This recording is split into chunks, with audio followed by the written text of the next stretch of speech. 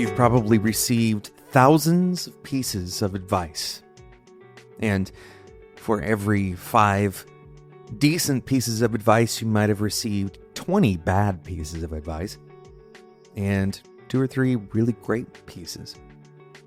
But the problem that we all face is, how do we remember all of that? How can we actually apply it in some meaningful way? What do we do with all this information? My name is Jonathan Cottrell. You're listening to Developer Team. My goal on this show is to help driven developers like you find clarity, perspective, and purpose in their careers. You might find some value in taking arduous notes when you read books. In fact, I won't even say that's a bad idea by any means on this show. Taking notes that have some kind of meta tagging is probably a reasonable place to start. Not a bad way of approaching this problem of information overload. So that when you come up to, let's say, making a hard decision, you might have a lexicon of advice that you've received in the past, advice that you've read, feedback that you've given or gotten from other people. And if you have this lexicon, then you may be able to review some of it. You might have the opportunity to recall on demand, using some kind of second brain software. But I want to get at the heart of this problem, not just solve it with technology, because the truth is, when we receive this kind of information, putting it into practice is more than just remembering it. It's more than just trying to recall the information at the appropriate time. That is part of the problem. But the real and difficult thing to do when we receive all of this information is to change our behaviors. When I say our behaviors, I mean our way of behaving. Change the way that we respond to our environment, to a certain event, to a particular case. And this requires some kind of intuition change, some kind of practice-oriented change. And that's really hard to do. It's really hard to do for just one piece of advice, much less the many, many bullet points that we read in our various books that we might pick up, the multiple points of feedback we might get from our coworkers. Trying to intentionally practice each one of those all at the same time is overload. So I want to give you 2 reasonable routes of incorporating all of this information and hopefully allowing it to change you in some meaningful way. First, I want to give you a bit of permission. This permission is important for you to stay sane because you're going to get advice for the rest of your life. And a lot of that advice may be good or even great advice, but you have the permission to let it go, to not try to follow it.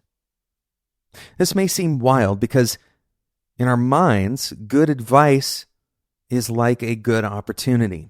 Why would we let a good opportunity go? But the truth is, if we try to incorporate every piece of good advice that we receive in our lives, we'll get nowhere. It's okay to allow a piece of good advice to come into your brain and then never do anything with it at all. And so if you have a list of 50 or 100 things that guide your behavior, things that you have read or some kind of input that you have, if you try to let those 100 things guide your behavior and you add on number 101, and then you read something else and you're adding on number 102, it's okay to not add to that list.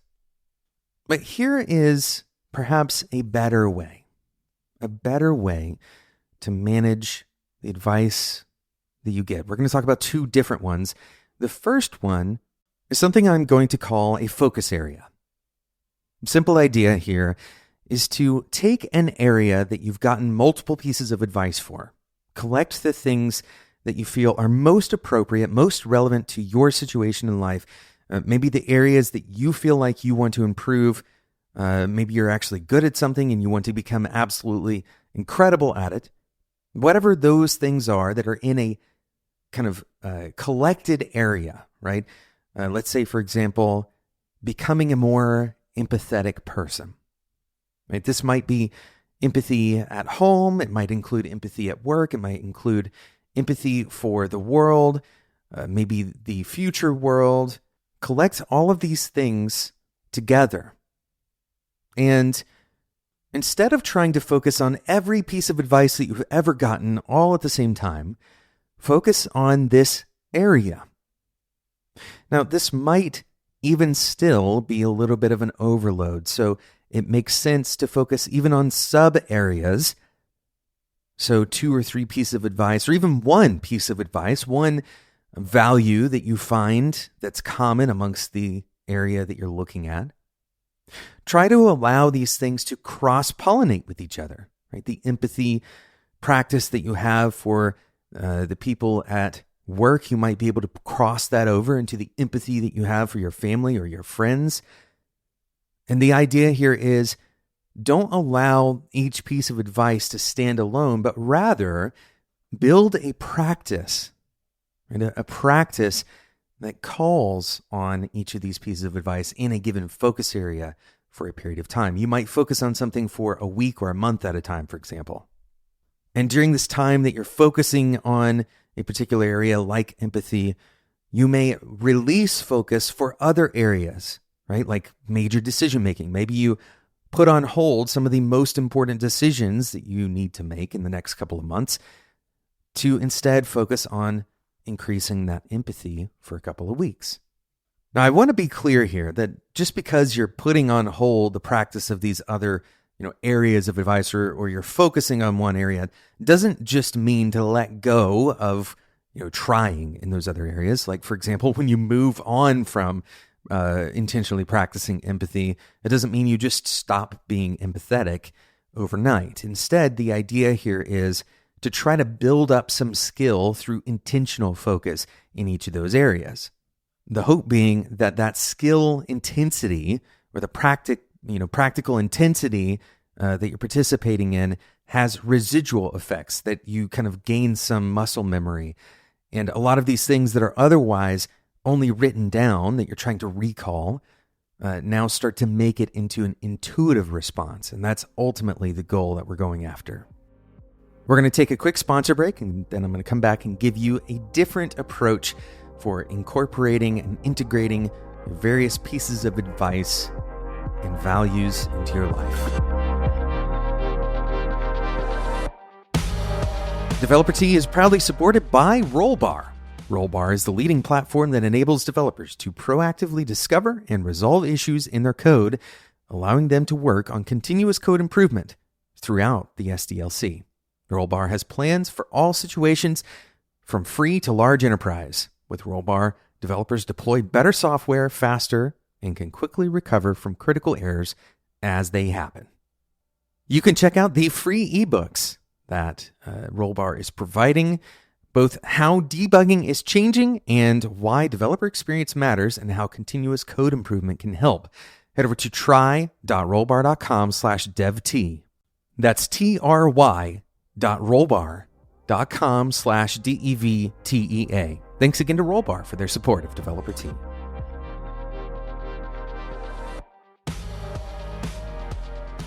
We get advice coming from all different angles, various best practices as engineers, the many different ways to approach building a company or building a team, all of the relationship advice that we get. It's coming from all angles, and sometimes it doesn't even agree with itself. In other words, you get good advice from 2 different people, one way to build a team and a totally different way to build a team. Both sets of advice are applicable in different scenarios, but they don't necessarily agree with each other. This leads me to my second strategy for dealing with the overload of information, the overload of best practices, All of these things are coming at us. What do we do with this? We already talked about one strategy, which is to have an area of focus where you're looking at a subsection and perhaps even a sub area at a time. So you hyper-focus on a handful of these things to increase your skill levels and ultimately, hopefully, to build some intuitive muscle memory response that follows along the lines of that advice that you've gotten, of those best practices that you've decided to adopt. The next strategy that I recommend is a little bit more of an active strategy. As you are receiving this information, whether you're reading a book, whether you're taking feedback in a one-on-one, maybe you are, actually looking at your own experience and drawing conclusions from your own experiences. As you go through this process of bringing this information in, what do you do with it? This is the ultimate question. I recommend that you take time to create your own practical value system. All right? What this means is establishing a set of values that are essentially permanent for you. Now, these values are not just things that you believe are good, right? That's not what we're talking about here. Instead, we're talking about things that would change the way you behave or would give some kind of idea, some kind of push to determine the way you're going to behave in a given scenario. An example of a practical value might be to lead with kindness. Right? This is something that a lot of people might have in their list of values. And so as you're reading research, you might find, for example, that teams that withhold critical feedback from each other ultimately end up failing, or they end up having a lot of conflict erupting over time. And so your context, right? You might take notes under your value of leading with kindness. You might contextualize what kindness means. Kindness does not mean, according to this kind of piece of information that you've read, the research that you've read about critical feedback, kindness does not mean withholding critical feedback in order to not hurt someone's feelings. Now, this may seem like an obvious one to you, but the key point here is that as we bring in these various, kinds of pieces of advice, if we have something to attach them to, right, our personal values, we can, first of all, find things that we can filter out, right? The pieces of advice that are not really necessarily relevant to the way that we operate. And as we said in the beginning of this episode, you do have the permission to let go of good advice. But additionally, we can find ways of actually applying these things through the lens that we've already adopted. Now, the hope here is not to just bolster the lens that you already have, but instead to adjust it, to refocus it. Perhaps you find enough things to add to your list of primary values, these primary practical values, but the idea is to build subtlety into your overarching bigger system, right? The hope being that you don't necessarily have to remember all of those things. Instead, you can point back to your values, right? You can remember your personal values and identify the common themes. Where does this advice fit into my values, right? Do I need to shift the way I think about kindness, or the way that I think about grit or hard work or empathy? Maybe my definition of these things needs to be adjusted. Maybe the way that I think about being productive needs to be adjusted. And using whatever tools are at your disposal, however you're going to keep this stuff in mind, maybe it's as simple as a notebook. Maybe it's that second brain that we were talking about at the beginning of this episode. Whatever you use, finding ways of consolidating this information and making it actionable. That's the critical factor here. Instead of just having 1,000 kind of plays to pull from, with each one not being drastically different from the last and all of them being hard to remember, right? Instead of having that 1,000 play playbook, you have a simple set, right? A simple set with variations and subtlety. This is a much more mature way. And as you begin to create practices from these values, you can adjust your actual practices, right? This is not about memorizing some system that you might use someday in the future, but instead looking at your specific actions day to day and saying, does this align? Does what I'm doing here in this specific meeting, right? Or does what I'm doing with my time on a day-to-day basis, does it match up with what I'm reading? Does it match up with the feedback that I'm getting? If not, how can I adjust it? What are the values that I am holding on to that need some adjustment? Thanks so much for listening to today's episode of Developer Tea. Thank you again to Rollbar for sponsoring today's episode. Rollbar is the leading platform that enables developers to proactively discover and resolve issues in their code. Go and check it out. Head over to try.rollbar.com/devt. That's try.rollbar.com/DEVTEA. If you enjoyed today's episode and you'd like to hear more, make sure you subscribe in whatever podcasting app you're currently using. And of course, the biggest help that you can provide to this show is to leave a comment, some kind of review, wherever you're listening. Leave a review in iTunes, for example, and a rating. That helps the show reach new engineers who are wanting to listen to this kind of stuff and just can't find it yet. Thanks so much for listening, and until next time, enjoy your tea.